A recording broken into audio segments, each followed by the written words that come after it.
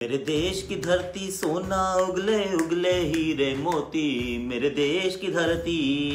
Yes, I am talking about हीरे and मोती and I am going to talk about कि ये जो भारतीय जो धरती है ना, जो क्रिकेट का जो ये घर है, इस घर में ये जो मक्का है क्रिकेट का, इसमें एक से एक बढ़िया आपको हीरे और मोती नजर आते हैं। और ये टेस्ट मैच उसी लिहाज से याद रखा जाएगा क्योंकि भारत ने रच दिया इतिहास। जहां से चले थे, जहां पहुंचे हैं, बीच में जितने अपने वो साथियों को गवाया है, उसके बाद किए हैं बदलाव, दो खिलाड़ियों को दिया है डेब्यू कैप, और उन खिलाड़ियों ने जो किया है प्रभावित, ये बता देता है कि भारतीय टीम का वर्तमान तो अच्छा है ही, भविष्य तो मतलब it's absolutely perfect, like future perfect, present looks very brilliant. और एक एक की बराबरी पे खड़ा है भारत 2 टेस्ट मैचेस के बाद। एडिलेड की हार का बदला, वो जो कहते हैं ना, थोड़ा सा जो ह्यूमिलिएशन का बदला लिया है इन वेरी गुड स्टाइल।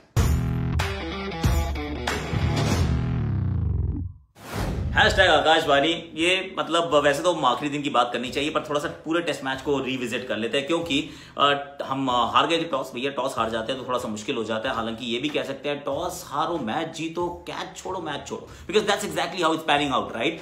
जिनके रहाने टॉस हारते हैं, फील्डिंग करने के लिए उनको बोला जाता है he also wanted to bat first, which is fair, क्योंकि ये पिच कह रही थी बैटिंग पहले करनी चाहिए, पर उसके बाद गेंदबाजी हुई। पहले सेशन में भारत ने पीछे की तरफ उनको धकेल दिया। रविचंद्रन अश्विन गेंदबाजी करने आते हैं, जिनके रहाने की कैप्टनसी एब्सोल्युटली टॉप क्लास। फिर वो कहते हैं ना वाइज लाइक ग्रिप, एकदम वो नूज को टाइट करते जा रहे हैं, फंदे को ना वो जो शिकंजा वो कसते जा रहे हैं। और जैसे ही फंदा टाइट हुआ तो फिर ऑस्ट्रेलिया को सांस आना थोड़ा सा कम हुआ। शाम को पहले दिन पहले बैटिंग आ जाती है, फिर दूसरे दिन पूरी बैटिंग करते हैं। वहां पे खेलते हैं कप्तानी पारी ये खेलते हैं, जड्डू उनके साथ खड़े रहते हैं, बाकी लोग भी छोटा छोटा कॉन्ट्रीब्यूशन करते हैं। और उसमें से शुभमन गिल अपने वो शुरुआती ना आपको दिखा देते हैं कि देखिए ये ट्रेलर दिखा रहा हूँ, पिक्चर तो सुपर हिट बनेगी, वो बाद में बताऊंगा और उसके बारे में हम बात करेंगे क्योंकि ये खिलाड़ी जो है ये बहुत खास नजर आया है। ये ट्रेलर बता रहा है कि 2020 में हम बैठे हैं, 2030 में ना इनके नाम के मतलब किताबें लिखी जाएंगी और बहुत बात की जाएगी कि शुभमन गिल का ना डेब्यू वहां पर हुआ था। पहले मैच में ना ऐसे खेले थे, पहली पारी में उनको 2 चांसेस मिले थे और उसके बाद दूसरी पारी में क्या डोमिनेटिंग अंदाज में उन्होंने चौके जड़े थे, ड्राइव मारा था, पुल लगाया था।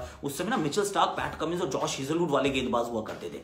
ये मैं बता रहा हूँ, ये 2030 की आपको मैं थोड़ा फास्ट फॉरवर्ड करके बता दिया। इस खिलाड़ी ने वो काम कर दिखाया है। उसके बाद आती है दोबारा गेंदबाजी, मतलब आपको पहले तो मिल जाती है अच्छी खासी लीड, आप ले लेते हैं। उसका जब गेंदबाजी आती है तो फिर आप ये ऑस्ट्रेलिया को ना एकदम से, वैसे कंगारू कहते हैं फुदकते हैं, लेकिन इनको यहाँ पे ना कछुए की चाल चलने के लिए मजबूर किया है। पूरे टेस्ट मैच में अगर इनका आप स्कोरिंग रेट देखें तो 2-2.5 रन प्रति ओवर, और जब ऐसा रहता है तो फिर 131 रन की जो बढ़त है ना आपके पास, वो ऑलरेडी आपको 200 सवा 200 जैसी नजर आती है, क्योंकि दूसरी नई गेंद आ जाती है और आपके रन तो 80 को दुगना करो तो 160 ही होते हैं। तो आप तो जरा से इतना सा तो आगे भागे हो, आप कितना भागे हो, इतने में फिर दूसरी नई गेंद आ जाती है, आप उससे काम कर देते हो।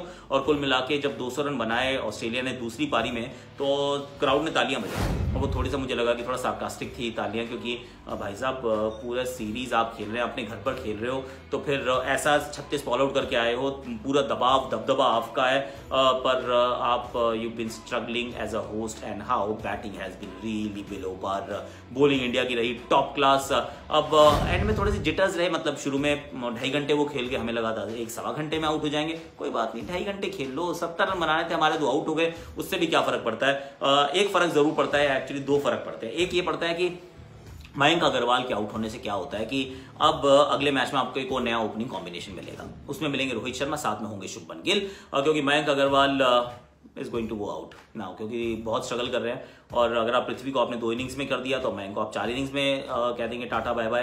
अनफॉर्चुनेट फॉर हिम, क्योंकि ये इनका दूसरा ही दौरा है, कुछ चौथा ही तो मैच है ऑस्ट्रेलिया में, आसान नहीं होता है। पहले 13 मैच में 1000 रन बना दिए इन्होंने, ऐसे करके 2 दोहरे शतक भी बनाए, पर this examination has been a little too testing. तो मयंक अग्रवाल भी इस मैच के बाद बाहर हो जाएंगे। और जो दूसरी परेशानी है वो है चेतेश्वर पुजारा की, क्योंकि पुजारा का नंबर जो है वो पैट कमिंस ने पकड़ लिया। जैसे हम कह रहे हैं ना कि बुमराह और अश्विन ने मिलकर स्टीव स्मिथ को बाहर कर रखा है, तंग कर रखा है, और उसी प्रकार से पैट कमिंस ने किया है कि बाहरी किनारा अंदर की गेंद करके इनको फुल परेशान करके यहाँ पर भी आउट कर दिया। जब 2 आउट हुए तो थोड़ी सी लोगों के दिल की धड़कनें बढ़ी। I tell you very honestly, मैंने तो उस समय ट्वीट भी कर दिया था, ठंडा रखो, chillax, this game India is winning for sure. और उसके बाद कोई ज्यादा नुकसान हुआ नहीं। एक कैच छूटा अजिंक्य रहाणे का, and that was actually the 8th catch, मतलब 8 कैच छोड़े ऑस्ट्रेलिया ने यार। ये क्या प्रॉब्लम है? आई मीन हद हो गई, इतने कैच पहले इंडिया छोड़ते आ रहा था, चाहे वो वनडे हो, चाहे T20 हो, चाहे पहला टेस्ट मैच हो। अब यहाँ पर ऑस्ट्रेलिया ने कहा चलिए जी आप अगर ऐसा कर सकते हो हम आपसे भी बेहतर करेंगे, हमने 8 कैच छोड़ दिए। आई मीन 8 कैच यार, तो फिर कैच छोड़ोगे तो भैया आप मैच छोड़ोगे, क्योंकि बॉलिंग आपकी अच्छी है, पर बॉलिंग तभी अच्छी रहती है जब आप कैच पकड़ते हो, और बैटिंग तो माशाअल्लाह आई मीन दोनों टीम्स की बैटिंग जो बड़ी फ्रेजाइल नजर आती है। तो इसमें ये हो जाता है कि किसकी कम खराब है। I mean that's what we are now clutching at straw so to speak पर शुभमन गिल। आई मीन इसने जीत लिए दिल यार, क्या बैटिंग करता है यार ये, आई मीन अनबिलीवेबल। शुरुआत कैसे की, सामने से मयंक अग्रवाल एकदम स्ट्रगल कर रहे हैं, ध्यान से खेल रहे हैं, ये जनाब आते हैं ऐसे करके कवर ड्राइव मारते हैं जो पैट कमिंस की गेंद होती है, उसके बाद एक स्ट्रेट ड्राइव मारते हैं मिचेल स्टार्क की, and I was like wow what did we just see, this is class, this is pure class, sheer class. और ये जो खिलाड़ी है फिर वो पुल भी मारता है, फिर वो कट भी मारता है, वो जिस तरीके से खेलता है, जिस मैच्योरिटी से खेलता है, जिस फ्रीडम के साथ खेलता है, जिस क्लास के साथ खेलता है, जो टेक्निकल फाउंडेशन दिखाता है। आई मीन सिर्फ एक चीज है जो उनके पक्ष में नहीं है, वो है कि थोड़ा ही स्टेज बिसाइड्स द बॉल, पर क्या फर्क पड़ता है यार, बैटिंग तो कमाल कर रहे हैं। मॉडर्न डे जनरेशन के प्लेयर्स जो है वो बिसाइड्स द बॉल ज्यादा रहते हैं, बिहाइंड द बॉल कम जाते हैं, और अभी तो शुरू हुआ है, बाद में और इंप्रूव कर जाएगा और सीख जाएगा, क्योंकि ये खिलाड़ी बहुत खास है।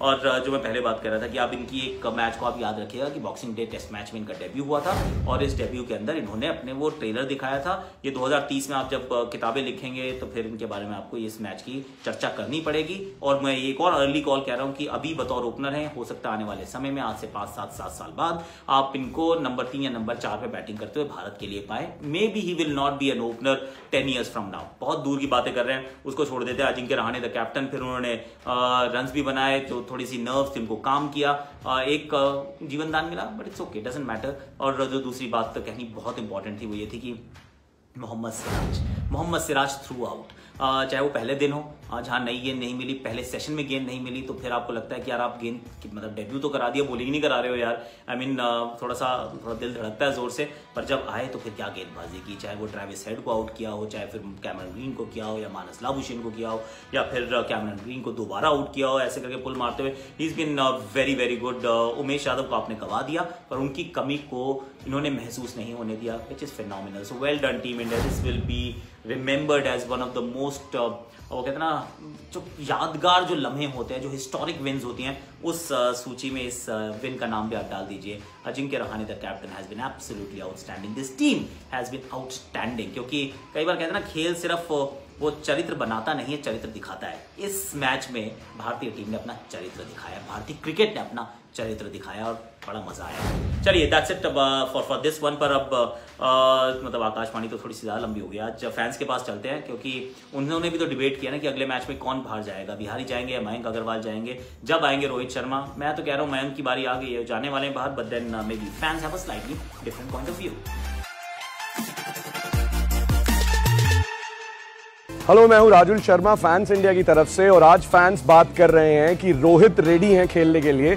अब जब रोहित रेडी होंगे तो इस प्लेइंग 11 में से कौन बाहर जाएगा? मेरे राइट साइड में बोल रहे हैं कि बिहारी को बाहर जाना चाहिए। बिहारी को बाहर जाना चाहिए। मेरे लेफ्ट साइड में बोल रहे हैं मयंक को बाहर जाना चाहिए। तो पहले पूछते हैं कि मयंक को ही क्यों बाहर जाना चाहिए?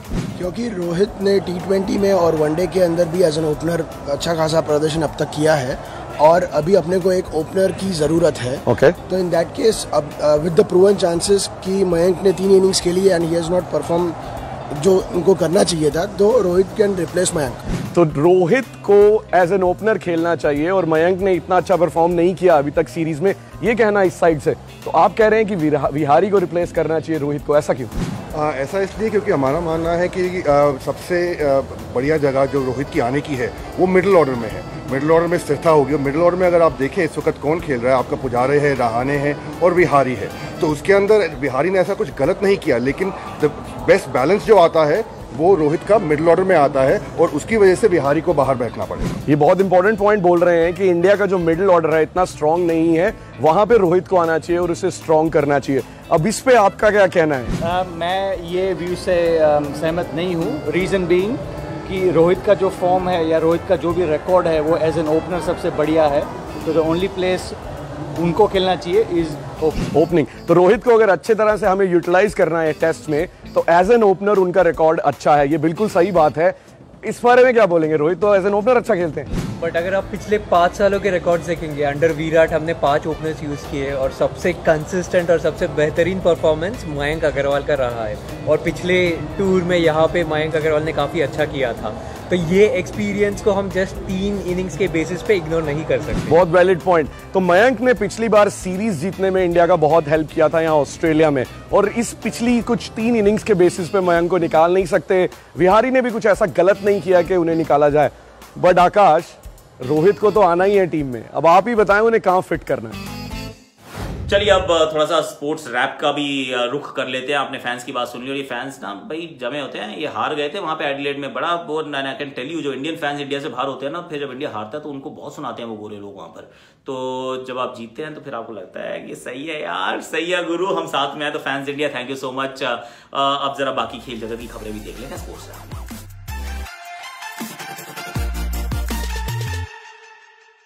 इंडिया के second highest ranked singles tennis player Sumit Nagal को 2021 ऑस्ट्रेलियन ओपन में ने अपने ग्रैंड स्लैम डेब्यू पे रॉजर फेडरर के अगेंस्ट इंप्रेस किया था, और इस साल के यूएस ओपन में 7 साल में पहले भारतीय टेनिस प्लेयर बने जिसने एक ग्रैंड स्लैम टूर्नामेंट में मैच जीता हो। और अब ऑस्ट्रेलियन ओपन 2021 में वो अपने गेम को स्टेप अप करने की पूरी कोशिश करेंगे। A growing COVID-19 outbreak at English football giants Manchester City की वजह से उनका कल रात का Premier League match against Everton postpone कर दिया गया। पिछले हफ्ते पेप ग्वार्डियोला ने कंफर्म किया था कि स्ट्राइकर गैब्रियल हेजूस और defender Kyle Walker positive test किए हैं कोविड-19 के लिए, और कल के मैच से पहले क्लब ने स्टेटमेंट में कहा कि there are a number of new positives at the club. Manchester City ने अपने सारी training and match day activities suspend कर दी हैं और सेल्फ आइसोलेट कर रही है पूरी टीम को। ये यूके में कोविड-19 का ग्रोइंग आउटब्रेक एक बड़ा कंसर्न है फॉर ऑल स्पोर्टिंग एक्टिविटीज। आज के लिए इतना ही है, कल फिर कहानी लेकर आएंगे, कुछ नई कहानी बनाएंगे, बताएंगे। अब कहानी एक और मुझे जो नजर आ रही है जिसके बारे में मैं बात करना चाहता हूँ, वो कल करूंगा एक्चुअली। वो ये है कि आईसीसी ने अपनी वो तीनों टीम्स अनाउंस की हैं, कुछ काफी अवार्ड्स अनाउंस किए हैं डेकेड के, one day, T20I, test team, cricketer of the year, decade, T20 player of the decade and all that, वो डिस्कस करेंगे। पर एक जो स्टैंड आउट फीचर है ना उसमें, कि एक भी पाकिस्तानी खिलाड़ी वो किसी भी टीम में नहीं है। क्या मतलब पाकिस्तान ने टेस्ट क्रिकेट या क्या क्रिकेट खेला ही नहीं इस दशक में? What's happening ICC? We shall talk about this tomorrow. अभी के लिए इतना ही। आप जाते जाते अपना शॉर्ट्स देखिए, मेरी आकाशवाणी सुनिए, दोस्तों के साथ इसको शेयर कीजिए व्हाट्सएप पे, इंस्टाग्राम पे और फेसबुक पे। प्यार बांटने से बढ़ता है, बांटते रहिए। इंडिया की विन सेलिब्रेट करते रहिए। स्टांस अच्छा है इनका, और ड्राइव उससे भी ज्यादा खूबसूरत। इस बार भी ड्राइव, गेंद से दूर रहते हैं और गेंद को दूर पहुंचाते हैं। वाह मेरे भाई वाह।